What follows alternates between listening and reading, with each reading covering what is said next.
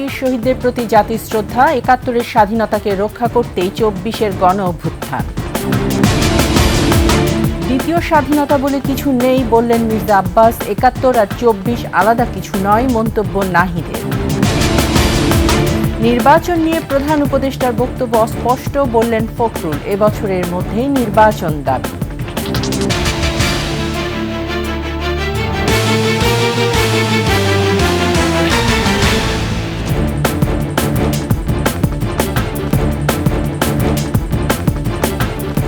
শুনছিলেন সংবাদ শিরোনাম। আমন্ত্রণ ২১শে দুপুরের সংবাদে, সাথে আছি আমি তাইজিন রহমান। দর্শক, ২১শে টেলিভিশনের সংবাদ একই সাথে সরাসরি দেখতে পাবেন আমাদের ফেসবুক পেজ www.facebook.com/21she24 অনলাইনে।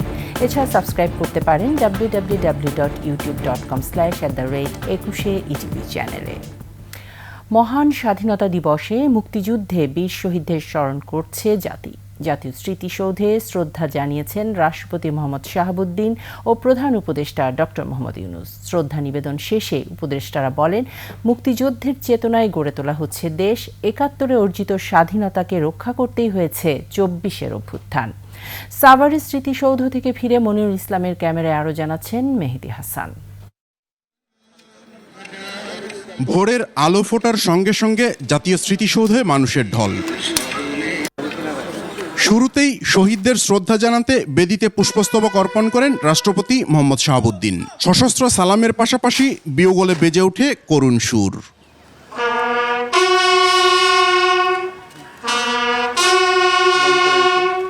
ঠিক ১৫ মিনিট পর সেখানে পৌঁছান প্রধান উপদেষ্টা ডক্টর মোহাম্মদ ইউনূস। বিনম্র চিত্তে জানান ফুলের শ্রদ্ধা। এ সময় উপস্থিত বিশিষ্টজন, বিদেশি কূটনীতিক ও উপদেষ্টাদের সাথে করমর্দন করেন প্রধান উপদেষ্টা। এরপরই স্মৃতিসৌধের বেদিতে শ্রদ্ধা জানান প্রধান বিচারপতি। শহীদ পরিবার, যুদ্ধাহত মুক্তিযোদ্ধা, সরকারের উপদেষ্টা পরিষদ ও বিদেশি কূটনীতিবিদরাও শ্রদ্ধা জানান।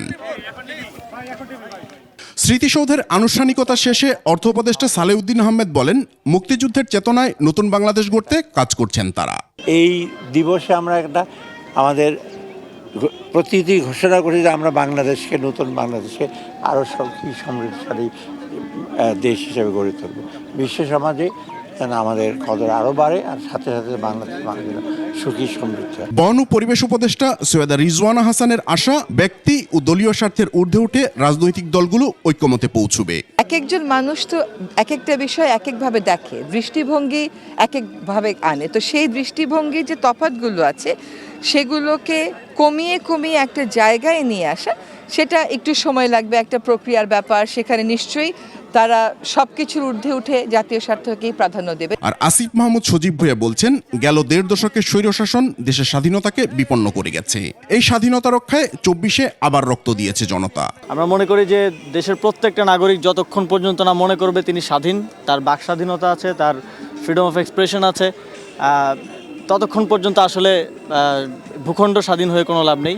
আমরা মনে করি ২৪ সেই স্বাধীনতাকে রক্ষা করেছে এবং ২৪-এর গণঅভ্যুত্থান আবার একটি রক্তক্ষয়ী গণঅভ্যুত্থানের মধ্য দিয়ে ৭১ অর্জিত স্বাধীনতাকে আমরা রক্ষা করার যেই কঠিন লড়াই, সেই লড়াইয়ের একটা অন্যতম ধাপ হচ্ছে ২৪। এরপর স্মৃতিসৌধ সর্বসাধারণের জন্য উন্মুক্ত করে দেওয়া হয়। সুখী সমৃদ্ধ স্বপ্নের সোনার বাংলা গড়ার প্রত্যাশা নিয়ে আজ থেকে ঠিক ৫৫ বছর আগে এই দিনে মুক্তিযুদ্ধে ঝাঁপিয়ে পড়েছিল জাতি।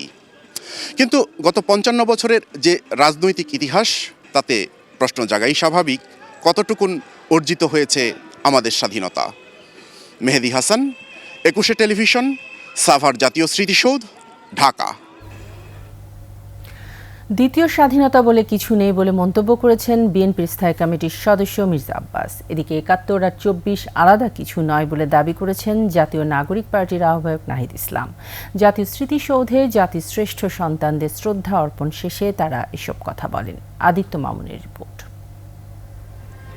মহান স্বাধীনতা যুদ্ধে শহীদদের স্মৃতির প্রতি শ্রদ্ধা জানাতে জাতীয় স্মৃতিসৌধে আসেন বিভিন্ন রাজনৈতিক, সামাজিক, সাংস্কৃতিক সংগঠন ও সর্বস্তরের মানুষ।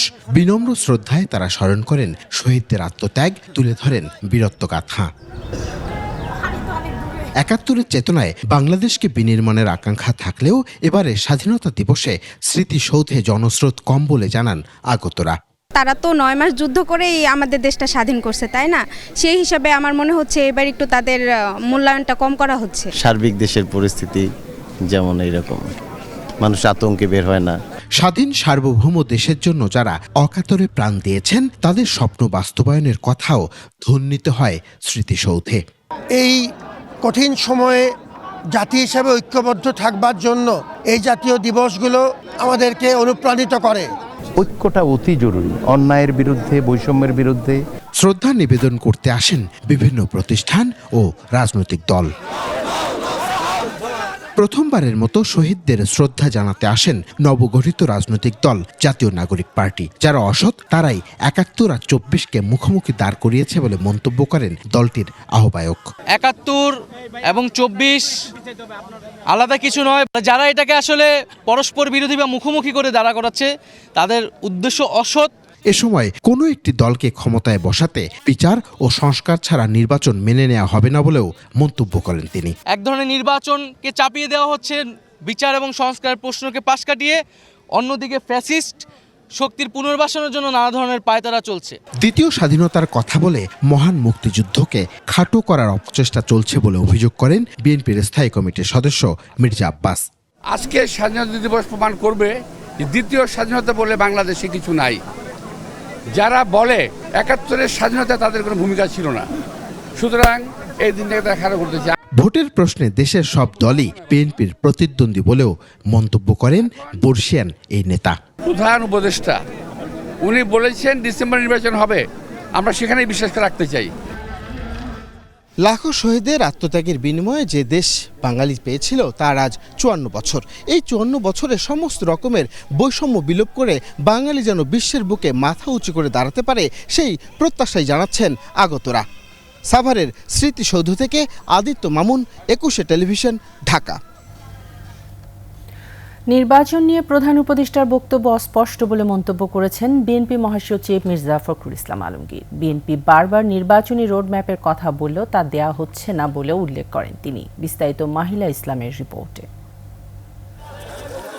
স্বাধীনতা দিবসে বিএনপির প্রতিষ্ঠাতা শহীদ রাষ্ট্রপতি জিয়াউর রহমানের মাজারে ফুল দিয়ে শ্রদ্ধা জানান দলের কেন্দ্রীয় নেতা, সহযোগী সংগঠনের নেতাকর্মীরা।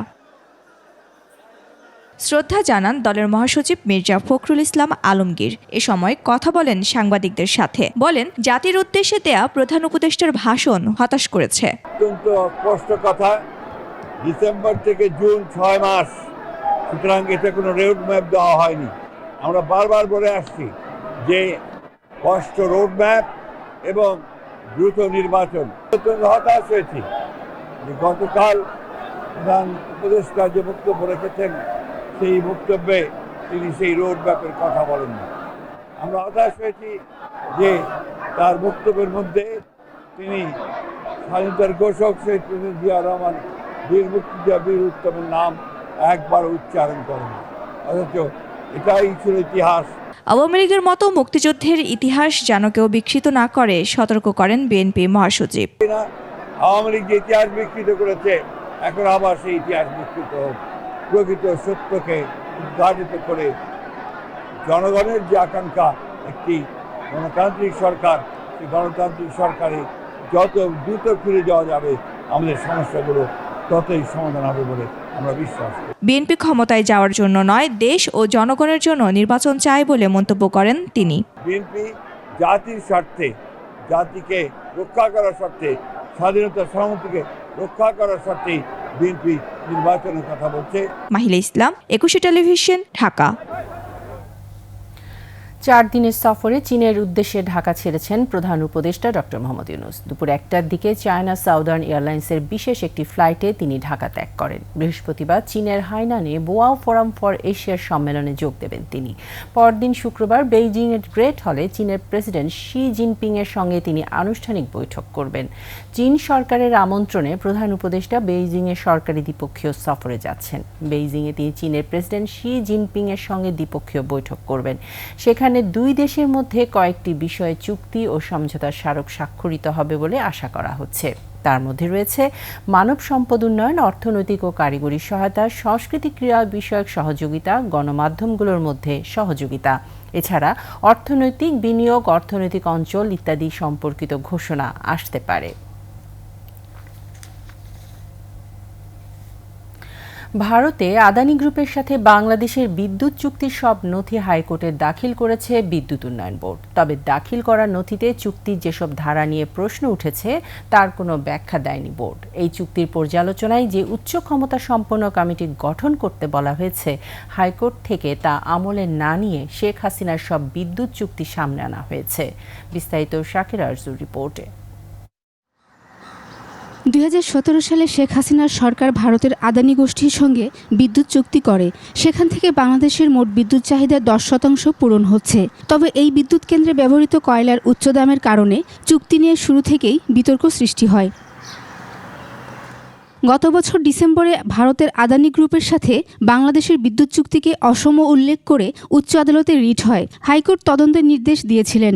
শুধু তাই নয়, চুক্তির সব নথি দাখিল করতে বলা হয়েছিল উচ্চ আদালতে। 25শে মার্চ জানা যায় বিদ্যুৎ উন্নয়ন বোর্ড এরই মধ্যে আদানির সাথে চুক্তির নথি হাইকোর্টে দাখিল করেছে। তবে বাংলাদেশের স্বার্থবিরোধী চুক্তির কয়েকটি ধারা রাখার বিষয়ে কোনো ব্যাখ্যা নেই। রাজনৈতিক এবং আইন পরিবর্তন সংক্রান্ত কারণে যদি আদানি গ্রুপ আমাদেরকে বিদ্যুৎ সরবরাহ করতে ব্যর্থ হয়, তাও আমাদেরকে ক্যাপাসিটি চার্জের একটা বিশাল অঙ্কের টাকা কিন্তু আমাদেরকে দিতে হবে। এই রহস্য কিন্তু ওনারা উন্মোচিত করেন নাই। আমাদের এই আপত্তি সত্ত্বেও আবার এই ক্লজটা কিভাবে ফিরে আসলো, এইখানে আমরা মনে করি একটা বিরাট প্রশ্নের উদ্বেগ ঘটবে, যেটাকে আদালতকে সরকারের সংশ্লিষ্টদের স্যাটিসফাই করতে হবে। এদিকে হাইকোর্ট আদানির সাথে চুক্তির বিষয়টি তদন্তের জন্য আন্তর্জাতিক খ্যাতিসম্পন্ন জ্বালানি ও আইন বিশেষজ্ঞদের সমন্বয়ে উচ্চ ক্ষমতা সম্পন্ন কমিটি গঠনে জ্বালানি ও খনিজ সম্পদ সচিবকে বিশেষভাবে নির্দেশ দিলেও তা মানা হয়নি।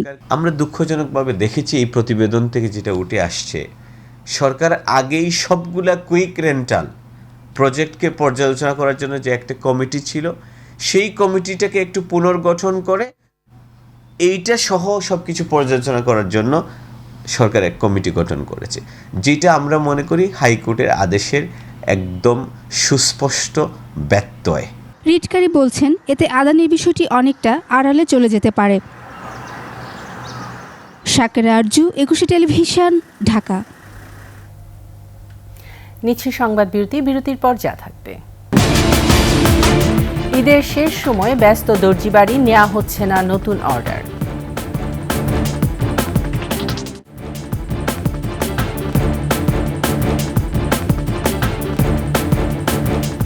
আমন্ত্রণ 21 সংবাদে।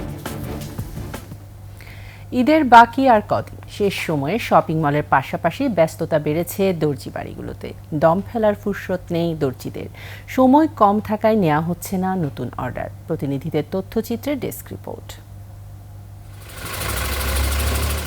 সেলাই মেশিনের এই একটানা শব্দই জানান দিচ্ছে দর্জি পাড়ার ব্যস্ততা। নামিদামি টেলার থেকে পাড়া মহল্লার দর্জি দোকান, সেলাই মেশিনের শব্দের মাঝেও আনন্দ ঘন ব্যস্ততায় ঝালকাঠির দর্জি পাড়ার কারিগররা। কেউ কাপড় কাটছেন, কেউ ব্যস্ত সেলাই করা নিয়ে, কেউ বা আবার কাপড় ইস্ত্রি আর বুতাম লাগানোর কাজে ব্যস্ত।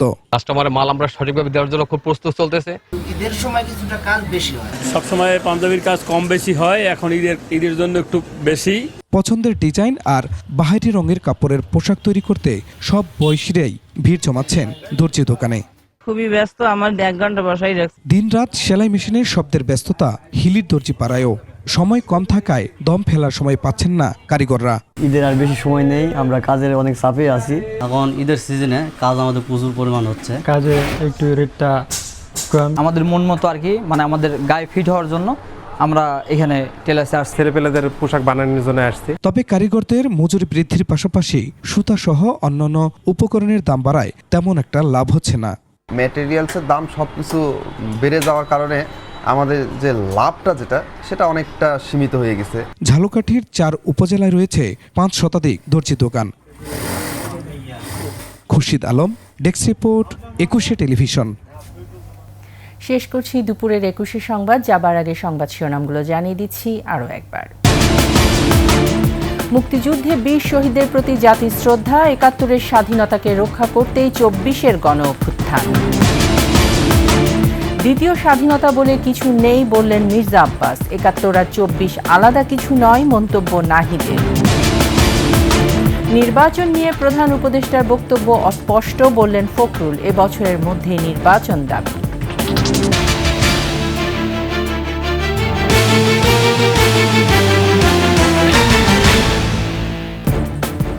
সর্বশেষ সংবাদ জানতে ডায়াল করুন 2021 নম্বরে আর ভিজিট করুন ekushe-tv.com এই ওয়েবসাইটে। ফেসবুকে ভিজিট করতে পারেন www.facebook.com/ekushe24 অনলাইনে। এছাড়া সাবস্ক্রাইব করতে পারেন www.youtube.com/@ekushe-etv চ্যানেল।